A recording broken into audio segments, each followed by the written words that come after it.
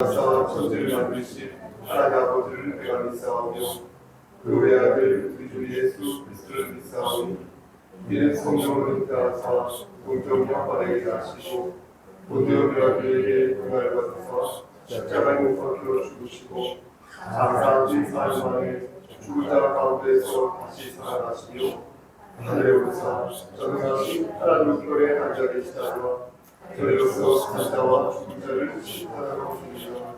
성령을 믿사오며 거룩한 공예와 성도가 서로 교통하는 것과 죄를 사해주시는 것과 몸이 다시 자는 것과 영원히 사는 것을 믿사옵나이다. 아멘.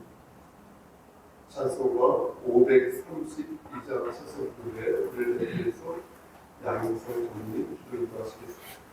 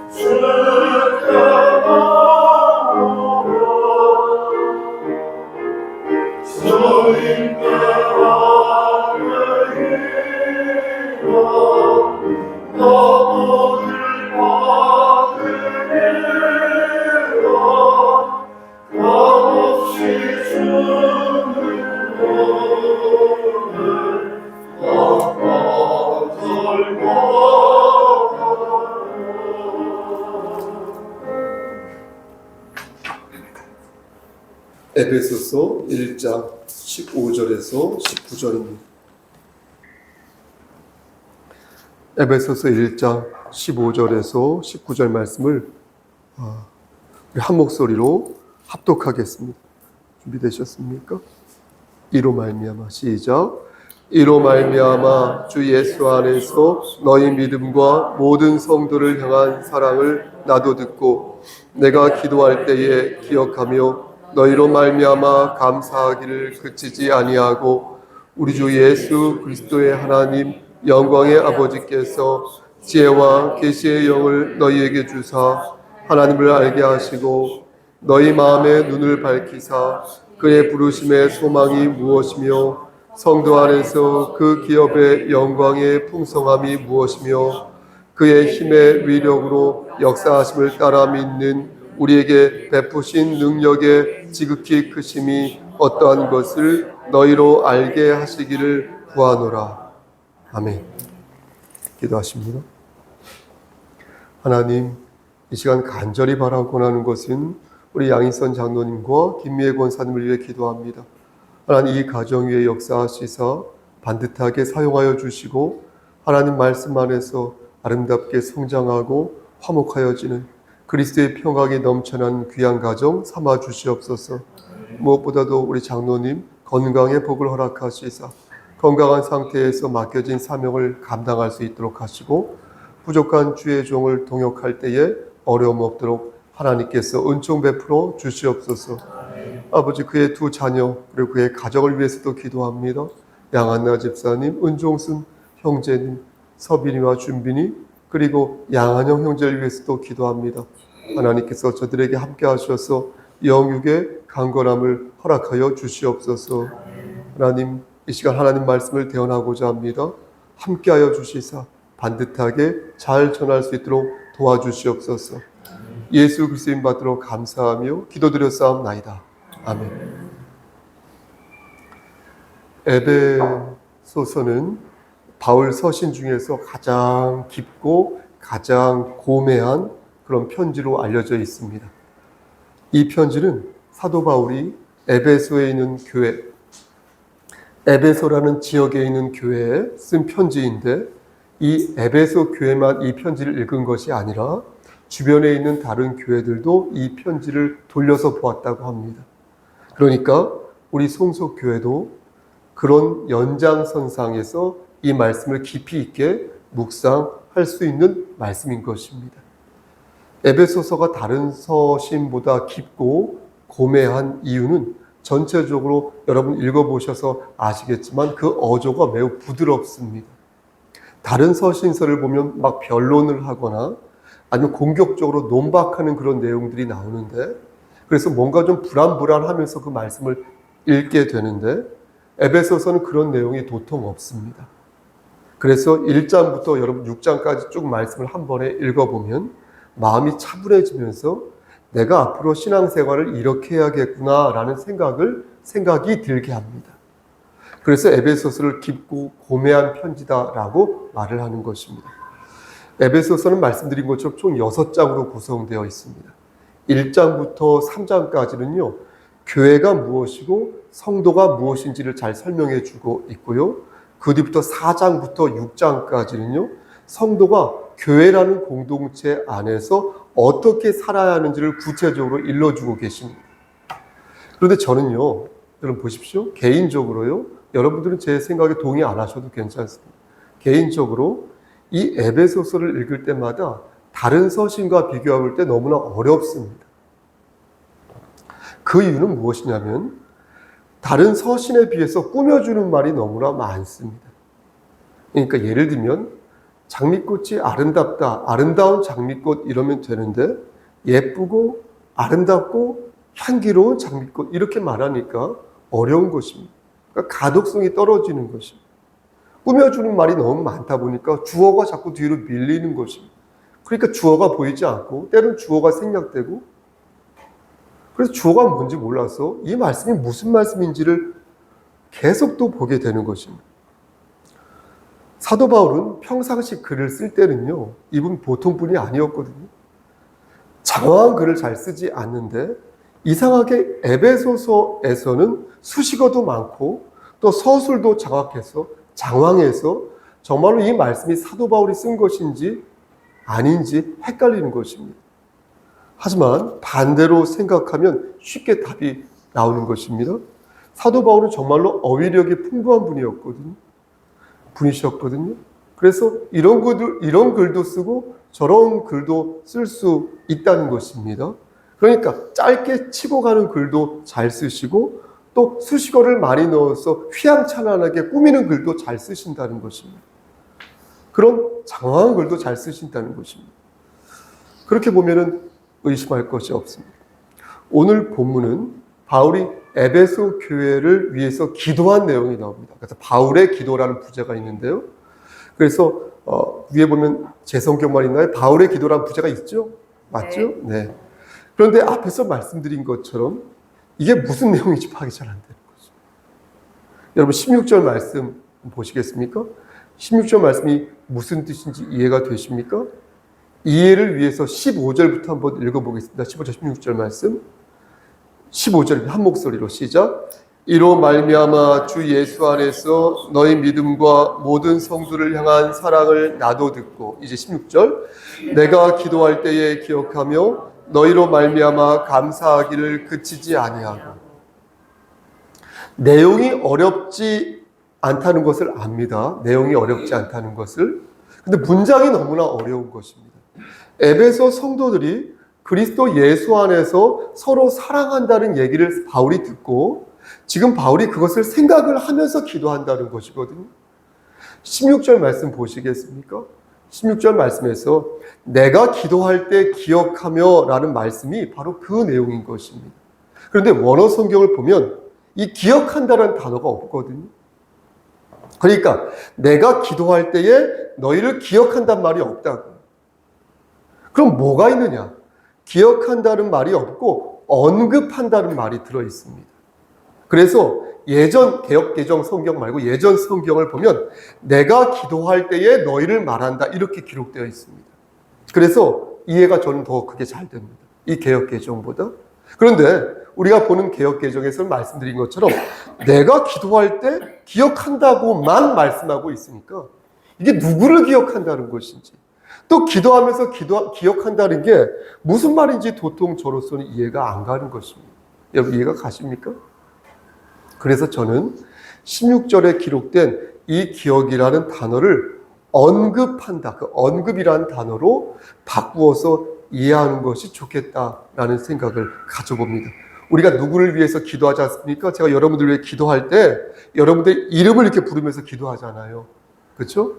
마음속으로 이름을 부르지 않고 기도할 때도 있지만 웬만하면 이름을 부르면서 이렇게 기도를 하거든요.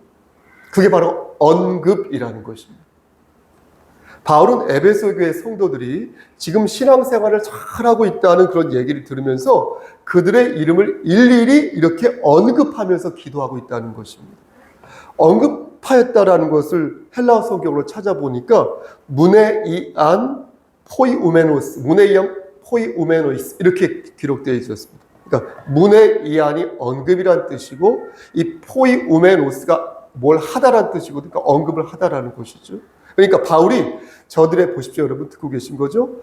바울이 저들의 이름을 이렇게 하나씩 불러가면서 하나님께 기도했다는. 그러니까 이 말씀은 단순히 그의 이름을 불러가면서 기도했다는 것이 아니라 그 사람의 상태와 그 사람의 성품과 그 사람의 인격과 그 사람이 처한 그 처지를 다 생각하면서 주의 종이 하나님 앞에서 그의 이름을 불러가면서 간구했다는 것입니다. 여러분 이게 왜 중요한지 아십니까?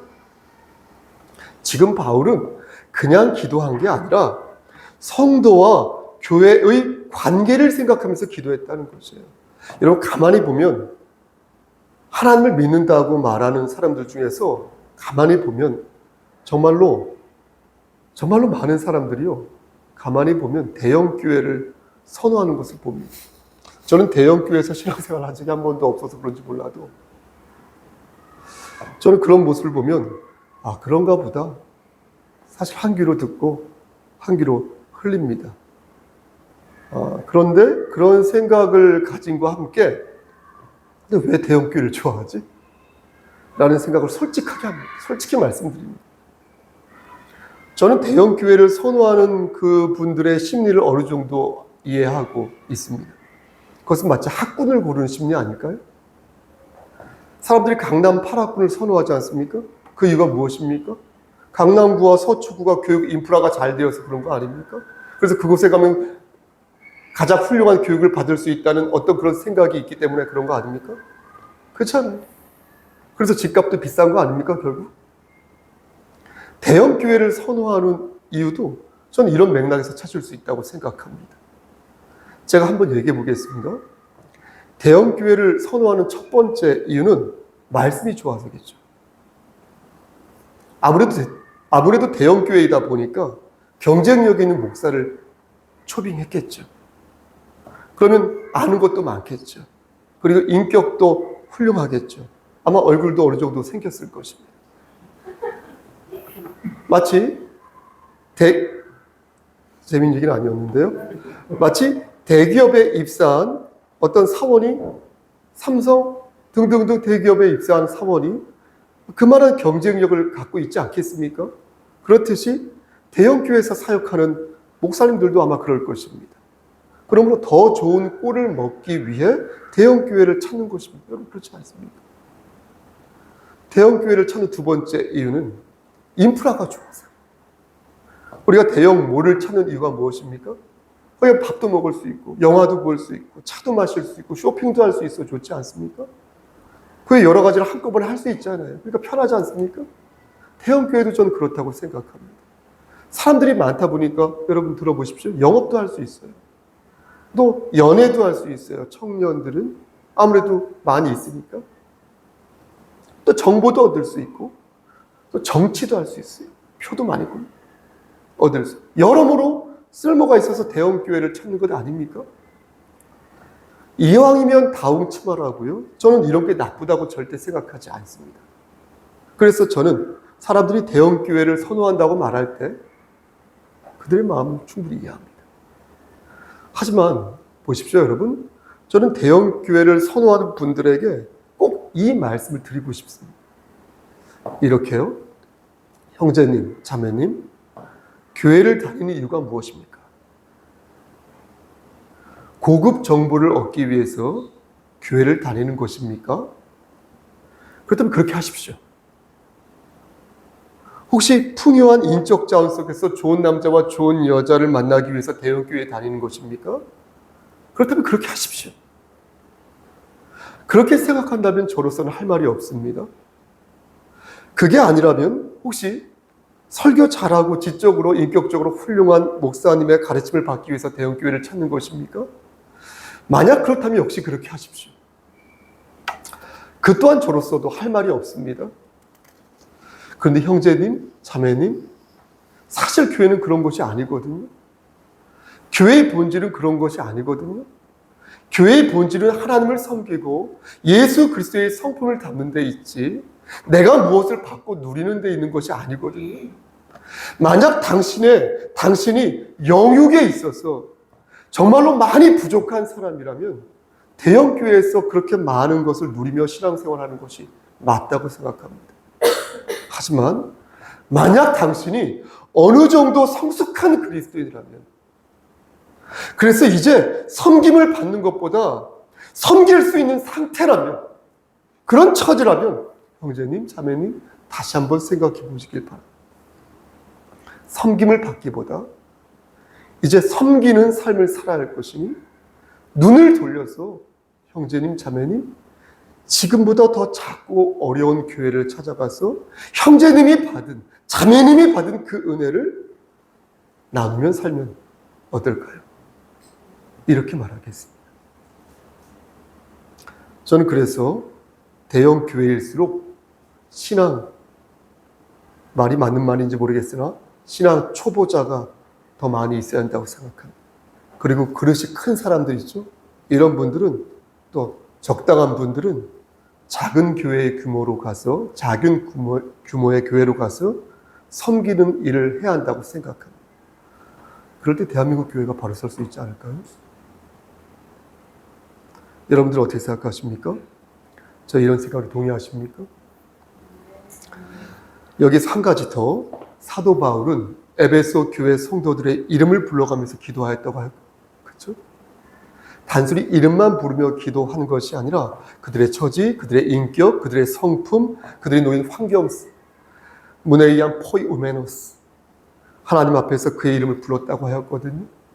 여러분, 대형교회 목사님들에게는 좀 미안한 말이지만, 죄송한 말이지만, 그분들이 아무리 똑똑하고 기억력이 좋다 하고 또 부지런하여도 성도 1000명의 일거수일투족을 다 기억하지 못할 것입니다. 여러분, 1000명은 가능할까요? 속속들이 그들의 처지를 생각하며 그들을 위해 기도할 때 목사가 제명대로 살길 원한다면 1000명 매우 어렵습니다. 과연 몇 명이나 그렇게 할 수 있을지 묻지 않을 수 없습니다. 그 숫자는 여러분들이 상상하시길 바라겠습니다. 제가 말씀드리고자 하는 바는 사도 바울이 말씀한 바와 같습니다. 에베소 교회 성도들처럼 믿음과 사랑이 그리스도 안에서 제대로 행해지려면 교회가 무엇인지 그 본질을 알아야 할 것이고, 어떻게 신앙생활을 해야 하나님을 기쁘시게 하는 것인지 그 신앙의 본질 또한 알고 있어야 한다는 것입니다.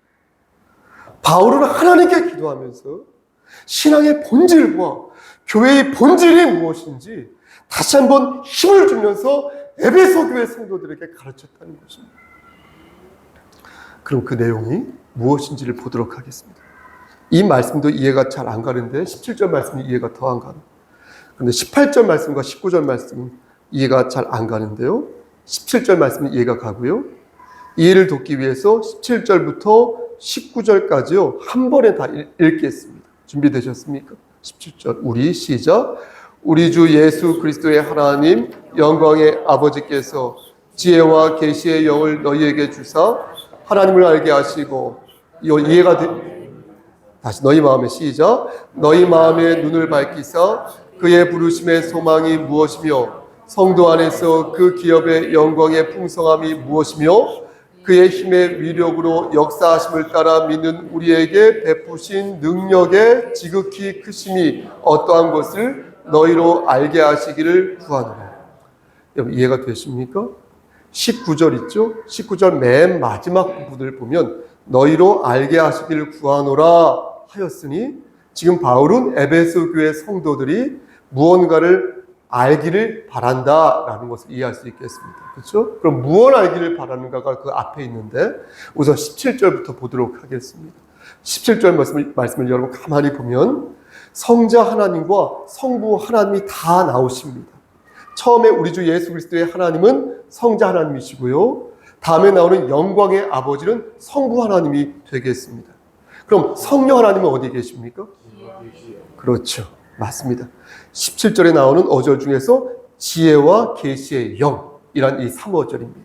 그러니까 거기에 성령님 나오는데 지혜와 계시는 영을 꾸며주는 말인데, 여기에 나오는 영이 바로 성령 하나님인 것입니다. 그러니까 바울은 지금 성령님을 지혜의 성령님 그리고 계시의 성령님이라고 말씀하고 있는 것입니다. 바꿔 말씀드리면 성령님은 우리에게 지혜와 계시를 주신다는 것입니다. 그러니까 지혜란 무엇입니까? 하나님이 하신 일을 이해할 수 있도록 하는 능력, 그게 지혜이고요. 또 그런 능력이고요. 계시는 무엇입니까? 똑같아요. 하나님의 비밀을 이해할 수 있도록 하는 능력, 그것이 바로 그걸 도우시는 능력이 바로 계시인 것입니다. 한마디로 말씀드리면 하나님의 뜻을 이해할 수 있도록 도우시는 분이 누구시다? 그렇죠. 성령님이라는 것입니다. 바울은 에베소 교회 성도들이 하나님을 이렇게 잘 섬기는 이유를 바로 성령 하나님의 조명으로 보았다는 것입니다. 성령 하나님이 저들의 마음을 밝게 만들어 주셔서 저들이 하나님을 잘 섬기는 사람들이 될 수 있게 되었다는 것입니다. 이 말씀을 바꿔 말씀드리면 교회는 하나님의 뜻을 파악하는 데 주력해야 한다는 것입니다. 하나님의 뜻을 파악하기 위해서 기도하고, 하나님의 뜻을 파악하기 위해서 말씀 보고, 하나님의 뜻을 파악하기 위해서 찬양을 하는 거예요. 우리의 말초를 자극하기 위해서 하는 게 아니라 찬양을 하면서도 하나님의 뜻을 발견하고 기도를 하면서도 하나님의 뜻을 발견하기 위해서 그렇게 한다는 거예요. 그런데 다른 것에 에너지를 쏟으면 안 된다는 거예요. 쏟아야 될 부분에 에너지를 쏟아야 된다는 거예요. 선택과 집중을 한다는 거예요. 말씀과 기도와 찬양에 집중해야 한다는 거예요. 여러분 생각해 보십시오. 잘 생각해 보세요. 여러분. 교회라는 것이요, 하나님의 말씀을 묵상하지 않고요, 하나님의 말씀을 그 마음에 새기지 않으면요, 어디에서 그걸 하죠? 여러분, 교회가요, 비파와 수금으로 하나님을 찬양하지 않고요, 여러분, 교회가요, 모이며 기도하지 않고요, 하나님을 찬양하지 않으면 그 어디에서 그거 하죠? 예? 어디에서 하나님을 찬양하고, 어디에서 하나님 기도하고, 어디에서 하나님 말씀을 봅니까? 교회가요, 교회의 본질을 지키지 않고요, 신앙인이요, 신앙의 본질을 지키지 않으면요, 누가 그 일을 감당합니까? 바울은요, 에베소 교회에 성령 하나님이 계시다는 것을요, 분명히 말씀하고 있는 거예요. 성령이 계시지 않으면 너희가 지혜와 계시를 받을 수 없으니 너희가 성령을 받았으므로 그리스도의 사랑을 나눌 수 있었다는 거예요. 여러분, 성령님께서는 너희에게 지혜와 계시의 그 능력을 주셨으니 너희는 마음이 밝아진 것이구나. 그래서 마음이 밝아져서 그리스도 예수 안에서 사랑을 나눌 수 있었던 것이요. 이것을 지금 가르치고 있는 것이죠. 그 바람이 18절과 19절에 있는 것입니다. 성령님께서는 저들의 눈을 밝게 하사 그 무언가를 주셨는데 그게 바로 18절 말씀에 나오는 그게 무엇이에요? 18절에 나오는 그의 부르심의 소망인 것입니다. 그리고 두 번째로 주신 것이 뭐예요? 역시 18절에 나오는 기업의 영광의 풍성한 것. 모두 의라는 조사가 들어가 있죠. 그의 부르심의 소망. 기업의 영광의 풍성함. 이렇게 조사가 두 번 나오면은 무슨 뜻인지 모르겠어요. 좋은 문장이 아닌. 번역할 때도 이렇게 번역을 하면 두세 번 의가 연속으로 나오면 가독성이 떨어져요. 좋지 않은 번역일 확률도 없어요. 여러분, 이 말씀 이해가 되십니까? 저는 어려운데요. 하나님께서 에베소 교회 성도들에게 부르심의 소망을 주셨다는 거예요. 그 의가 하나님이시니까 부르심의 소망을 주셨다는 거예요. 하나님께서. 그리고 기업의 영광과 풍성함을 주셨다는 것이에요.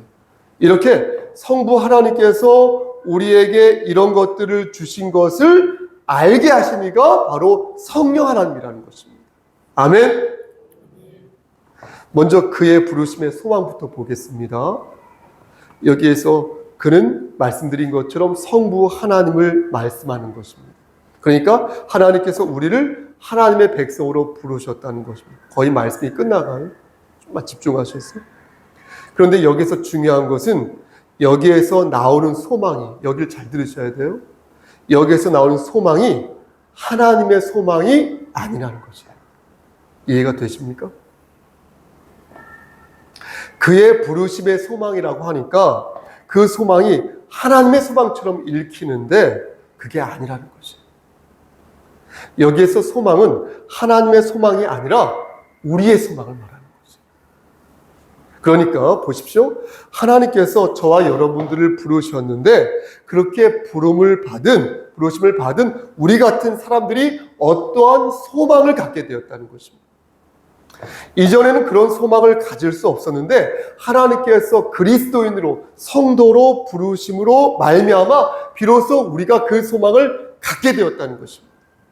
그래서 바울은 지금 성령 하나님께서 너희의 눈을 밝게 하셔서 하나님이 너희를 부르셔서 이제 가질 수 있게 된 소망을 볼 수 있게 하셨다는 것입니다. 그래서 너희가 그리스도 예수 안에서 사랑을 할 수 있게 되었다는 거예요. 그 말이에요. 그러니까 여기에는 보십시오. 두 개의 단계가 있는 것입니다. 제가 여러분들을 사랑하거든요. 제가 여러분들을 사랑할 수 있는 이유는 먼저 하나님께서 저를 성도로 부르셨기 때문에 그렇다는 거예요. 그리고 두 번째로는 성령님께서 그것을 저에게 알게 하셨기 때문에 그렇게 할 수 있었다는 거예요. 그래서 내가 그것을 깨달아서 여러분들을 사랑할 수 있게 되었고 내가 여러분들을 사랑하는 것이 성령님께서 주신 것이라는 것을 제가 알게 되었다는 것입니다. 여러분들도 마찬가지일 것입니다. 여러분들이 성서교회에서 어떤 섬기는 마음을 갖지 않습니까? 지금 가지고 계시잖아요. 여러 방법을 통해서, 방편을 통해서. 근데 그 섬기는 마음을 가질 때 여러분들이 그 마음을 가질 수 있었던 것은 여러분들이 갖는 것이 아니라 성부 하나님께서 그 소망을 여러분들에게 주셨기 때문이고, 다음으로 그것을 성령님께서 알게 하셨기 때문에 그렇다는 거예요. 여러분, 이거 매우 중요한 것입니다. 정말 중요한 것입니다. 우리가 무슨 이렇게 행동을 하고 뭔가 이렇게 사고 생각을 할 때 그것에 대한 출처를 하나님의 말씀 안에서 찾는 게 너무나 중요하다는 거예요. 우리가 막 멋대로 말하고요, 우리가 멋대로 행동할 수 없는 이유가 무엇인지 아십니까? 이래서 그렇다는 거예요. 나의 말과 나의 행동이 하나님으로부터 왔다는 사실을 우리가 생각하고 깨달을 때 거기에서 밀려오는, 거기에서 들게 되는 막중한 책임감은요, 그 어떤 것과도 비교할 수 없다는 거예요. 그래서 우리는 주 안에서 어떤 일을 시작할 때 성령 하나님의 음성을 기대해야 한다는 것이에요. 여러분, 기도할 때도 그렇지 않습니까? 하나님의 뜻을 알고자 기도하는 것도요, 바로 성령 하나님이 나의 눈을 밝게 하여서 부르신 곳에서 소망을 갖게 해달라고 간구하는 것이 기도 아닙니까?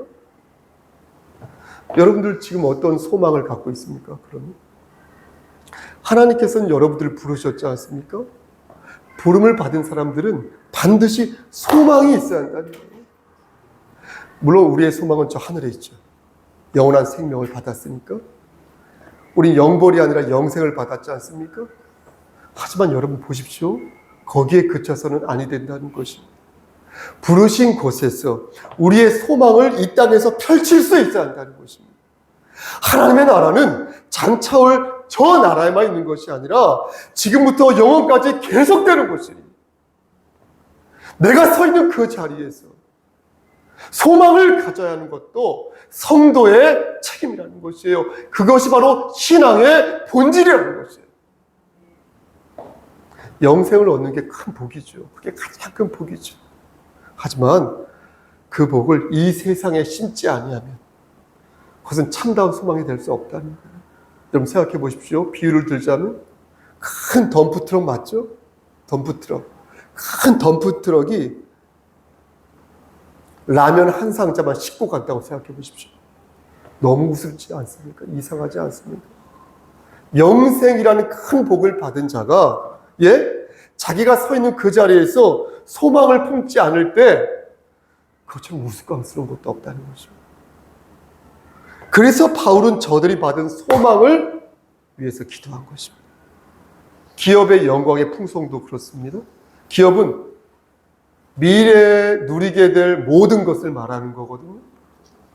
그런데 성도는 그런 미래에 받을 것들이 매우 영광스럽고 매우 풍성하다는 것입니다. 다시 말씀드려서 바울은 너희가 이제 하나님의 백성이 되었으니 그것이 얼마나 영광스럽고 얼마나 풍성한 것인지를 알라는 것입니다. 그리고 그것을 알았다면 제발 좀 그것이 성령님께서 알게 하신 것이니 너희가 계속해서 그것을 알 수 있도록 나도 기도할 터이니 너희도 그렇게 기도하라는 것입니다. 그게 바로 19절 말씀인 것입니다. 하나님의 힘과 하나님의 위력과 하나님의 역사하심과 하나님의 능력이 얼마나 크신지 너희가 알기를 내가 중보 기도하겠다. 이 말씀인 것입니다. 말씀 마치겠습니다. 혹시 제가 말씀 너무 어렵게 전하지 않았을까 걱정되는데요.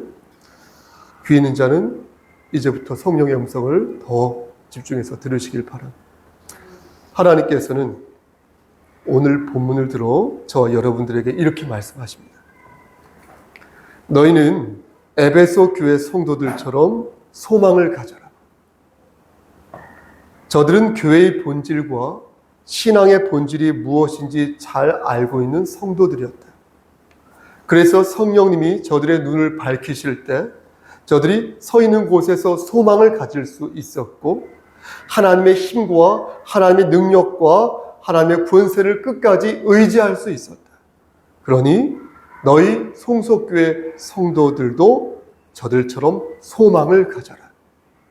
그리스도 예수를 영접한 그리스도인답게 성도답게 소망을 가져라. 영원한 생명을 너희에게 주었으니 그 소망으로 너희 주변을 밝히고 진리를 수호하는 교회 공동체를 너희에게 허락하였으니 성속교회라는 공동체를 허락하였으니 힘을 모아서 그 안에서 사랑을 나누도록 하라. 성령님께서 지혜와 계시의 영으로 여러분들을 끝까지 지켜주시기를 저 좀 보시고 주님 이름 받들어 간절히 축원합니다. 아멘. 하나님, 좁은 입으로 하나님 말씀을 대언하였습니다. 하나님 말씀만 잘 기억날 수 있도록 도와주시고 그 말씀대로 살아갈 수 있도록 은혜 베풀어 주시옵소서. 모든 말씀 예수 그리스도인 받들어 감사하며 기도드렸사옵나이다. 아멘.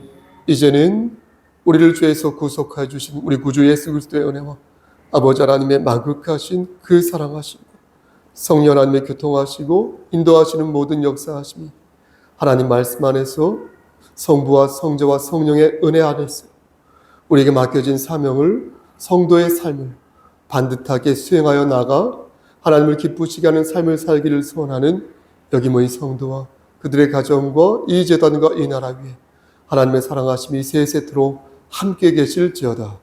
아멘.